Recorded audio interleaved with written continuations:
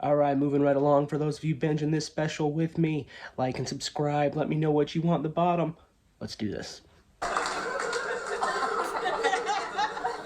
Hey, roll damn tide. I don't like Alabama football.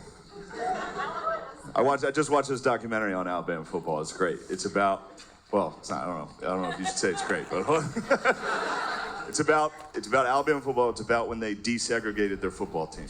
So up until this point, Alabama football was just white. All right, and everybody down there was pumped on that.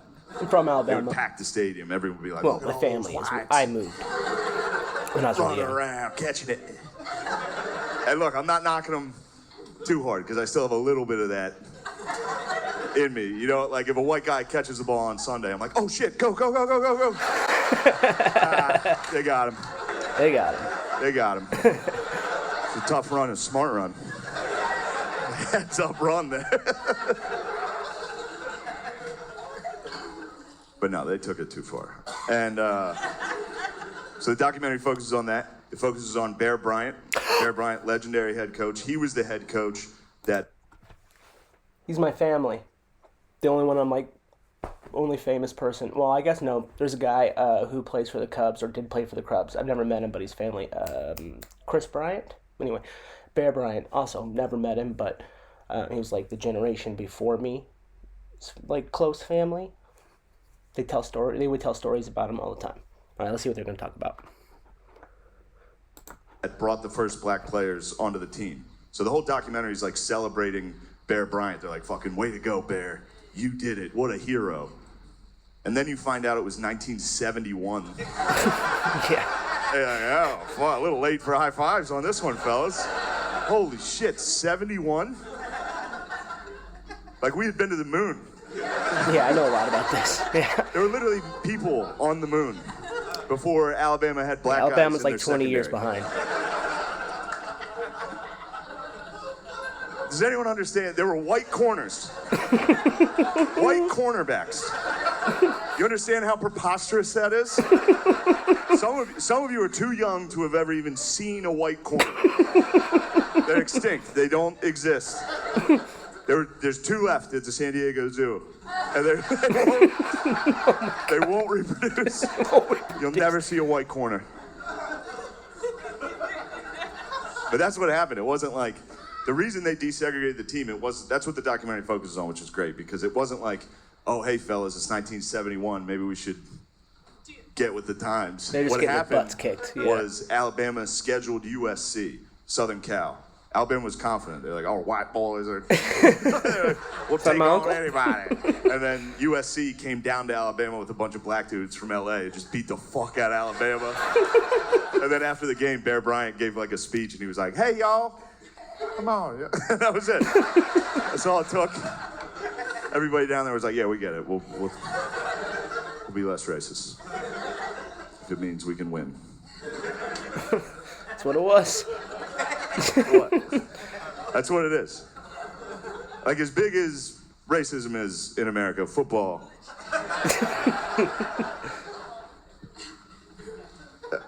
That's true. Look, there's a Disney movie, Remember the Titans, dedicated to what I just told you. The whole point of that, dude, that was one high school football season. Remember the Titans was like, it was 8 weeks. You know, that whole town went from like centuries of like, don't let them in our school, to just like, oh shit, the high school team's 4-0. Those are my brothers.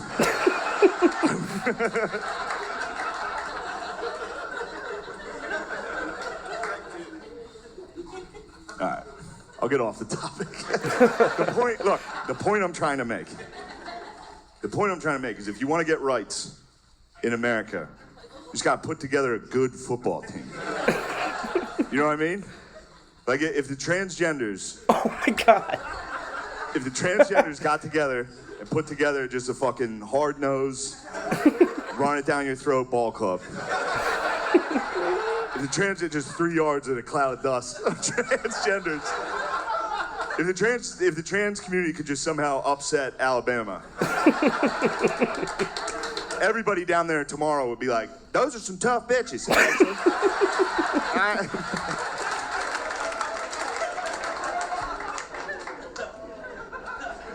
All right, we got out of that. Oh, man. There's some rough patches in there. That's all right. Well, this won't go great either. You know how like every show and movie now is like a remake of something? They just remake an old thing and just make it like more progressive and just put it out. Like they remade Ocean's 11 like a heist movie with like all gorgeous women. That movie should have been 10 minutes long. They literally should have got to the casino and just blown the security guards. Here's the keys to the safe. Take everything. I love you. You guys, you crazy bitches. I love you bitches. That's it. That's all they make. They either make that or they make slavery movies every year. Those are for no one. I have black friends. I was like, dude, you guys like these? They're like, no, we thought these were for you. It's like, no. We all hate those. Stop making them. It's uncomfortable. Civil rights movies are good though. I like Judas and the Black Messiah was sick. Remember the Titans is great. Hidden Figures was good. The movie about the black ladies at NASA, or as my dad likes to call it, Medea Goes to the Moon.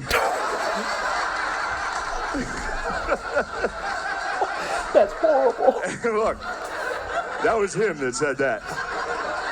He said that. As soon as he said it, I was like, what did you fucking say? You don't talk like that.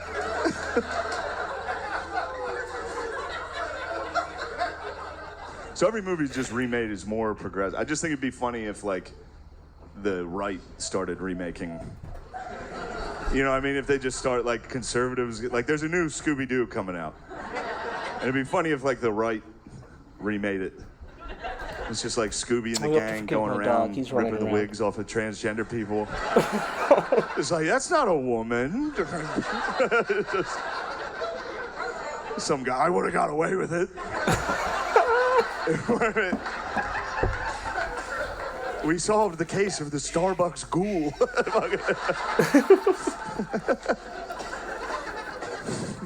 This is Otter. It's gonna like for Otter. Has enough time passed that can we admit that Trump was funny? No. Yeah, he was hilarious. Can we finally admit that he was funny? Well, hold on. I don't like the tone of that. That's not what I'm going for here. Yeah. The great leader. No. He was funny. Now, whether or not that's a great quality for the commander-in-chief, that's definitely up for debate. But he was funny. I saw it. And I lived in New York, so the whole time he was in office, I would be like, you know, something would happen, I'd show my friends, I'd be like, look at that. They'd be like, what? It's funny. Like, there's nothing funny about Donald Trump. He was like, hey, we got a big storm coming. You guys want me to blow it up? I was like, no, what the fuck are you talking about? I don't know, I fuck around, dude. That's what I do. I don't know. Now that he's gone, I'll never watch a debate ever again. Can you imagine like just a regular debate now? After we witnessed the GOAT.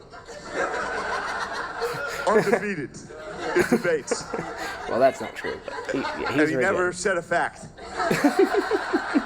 You know how impressive that is? He was funny and he argued like a fifth grader. He was unstoppable. People would try to hit him with statistics and facts. He would just go, wrong. Like, holy fuck, dude. How was no one prepared for this? Go back and watch those debates. You forget how electric that shit was. Don't tell your friends in Austin. They'll be mad. Just get a six-pack, toss on a Trump highlight video on YouTube. It's a good night, dude. I went back. I watched his first debate. That's like my favorite one. At the time, Trump was polling at like less than 1%. Like no one liked him. If you guys like him now, you didn't back then. And I know that because I watched my dad. My dad at the time, he would like, anytime Trump even came on TV, my dad would be like, get this fucking joker. Get him off the fucking screen. And then now my dad's like, yeah, fucking guys can't go to the Capitol?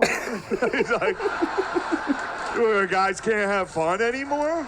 He's like, and it was because of the debates. That's what did it, dude. That's how we got Trump, these debates. And the first one is the best one. So it's a Republican primary. Everyone's up on stage, and they're all still doing their political shit. So like the first couple guys that talk are like, I'm from Kentucky, and I love education. And the crowd's like, nice. We didn't know what was coming. And the next guy's like, I'm from Georgia, and I love religion. The crowd's like, pretty good. This is a good one. This is a heated debate. And then it finally got to Trump's turn to talk, and he was just like, Rand Paul is ugly? And the whole crowd was like, oh! We didn't know you could do that in this. You can just do that as your thing? And Rand Paul was like, all right, everybody, settle down. We're trying to have a debate here. And the whole crowd was like, shut the fuck up, Rand Paul. Ugly bitch.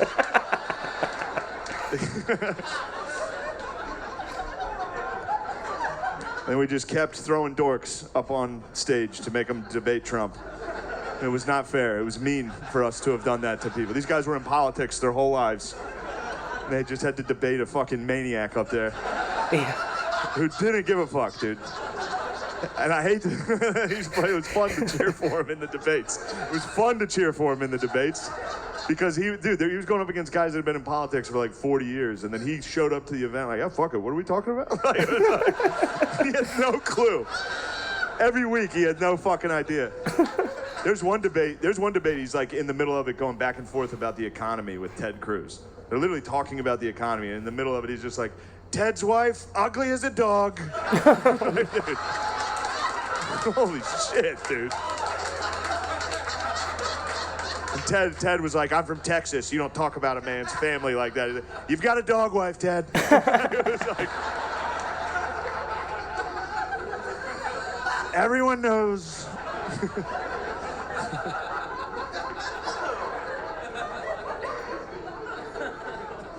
Can you believe he? Oh, yeah, and a week later, Ted Cruz was on TV like, I support Donald J. Like, yeah, that's what pussy. I will say this. The one thing that sucked about Trump losing was, for me, was because I just figured out kind of how to do his voice.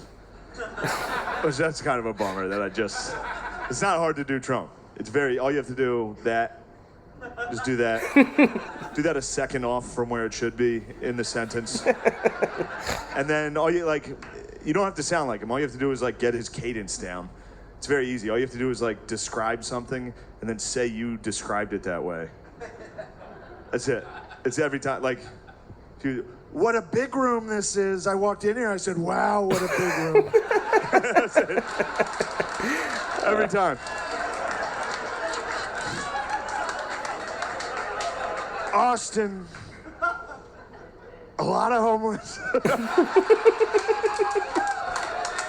I walked in here, I said, wow, that's a lot of homeless. You guys got a lot of homeless. What are you guys doing about it? Whatever you guys are doing is not working. So just switch. I don't know what to do either. But do something. A lot of tents.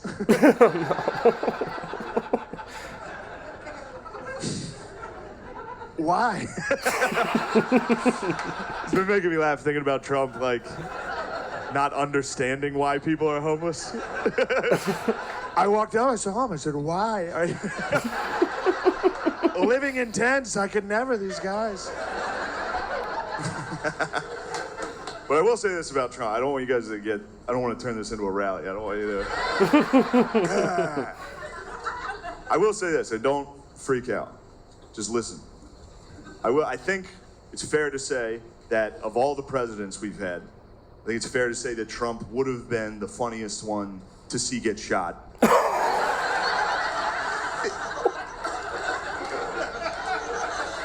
You know? Yeah, dude, the Patriots got fired up on that, dude. I was having fun at this show. No, look, I didn't even say it would be funny. I said funniest. It's a huge difference.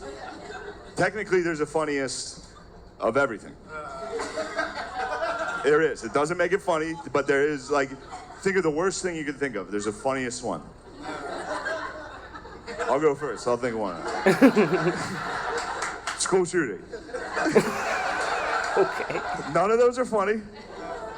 Zero funny. But maybe there was one where like the horse girl in the class like could sense something was coming.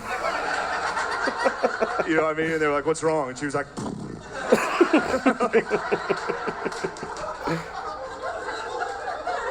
you know?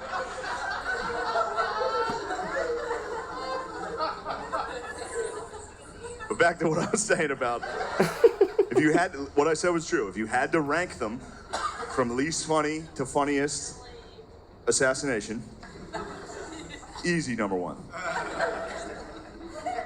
For real, he'd be talking shit like when it happened. Yeah. He'd be doing like a rally. He'd be like, "My opponent's gay. I walked in, I saw him. I said, wow, this guy's gay." The shooter would be coming out and be like, "Sit down. You're gay." Get hit. He'd definitely make a funny noise into the like. He'd get hit, be like, "Ah." Oh. He'd fall funny.